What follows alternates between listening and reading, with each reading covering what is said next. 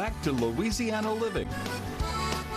And welcome back. With all this hot weather, maybe you're wondering, how can you take care of your yard with all this heat without burning it up? And so Carrie has all the answers. And more questions. It's hot outside, folks, so we've got to talk a little bit about what to do in our landscape when hot weather finally hits. And we'll start with watering, because that's a topic that's on everyone's mind. How often should we water the lawn? And I've said before in different outlets here in the community that we sometimes water our lawn too much. We don't need 3 to 4 days per week with the sprinklers on. Our deep south turf grasses are adapted to sunny, hot, dry conditions, and if your lawn is like mine, it's having no problems right now with growing. So we'll pull watering back to 1 or 2 times per week, and the LSU Ag Center recommends watering less frequently and deep, so the water can penetrate down through the soil to the root system of the turf grass where it's needed most. And really, Ashley, the same thing will go for the vegetable garden too, and in the ornamental beds, I say they're water as needed for everything else, and you can judge that. If the soil is, put your finger down in the soil and it's dry, go ahead and water, but if the soil is moist, you're probably fine.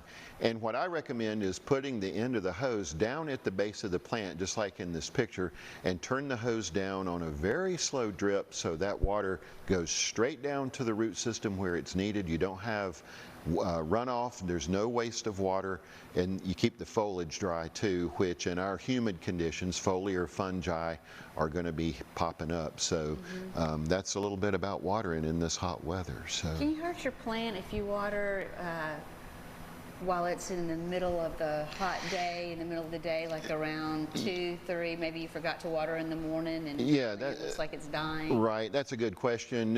Optimum time to water is very early in the morning, right at sunrise, so any excess water that does accumulate can go ahead and evaporate off, or in the evening, watering is fine in the evening too.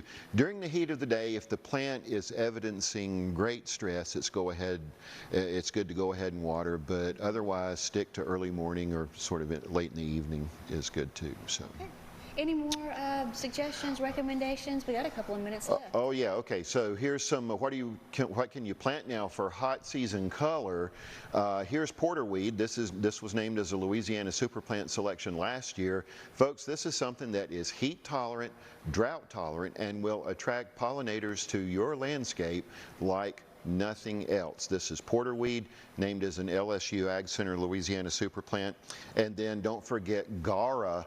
This is something that is native. It is adapted to heat and drought and will flower all season long and will attract hummingbirds and all kinds of insect pollinators to your landscape. And then if we have to go out in the vegetable garden, a lot of options there. Yeah, in the vegetable garden, you still have a lot of time to get these hot season crops in: okra, eggplant, peppers, watermelons, field peas like purple hulls and crowder peas. You can plant those now and they will produce like crazy, and you can harvest on up into the fall with just about all those things. So. When can we expect field peas to be in season, as far as maybe we don't grow them, but at the farmer's market? They're starting to hit now. The first purple hulls are hitting now, and we've got a long summer ahead of us. So. All right, my favorite. Oh yes. All right, thank you so much, Carrie. And up next, we'll sit down with Marco Molina to talk about the Youth Challenge program after the break. Stay with us. Trade names are used by the LSU Ag Center for clarity and information purposes only. Neither commercial endorsement of specific products nor a recommendation to the exclusion of similar products is implied.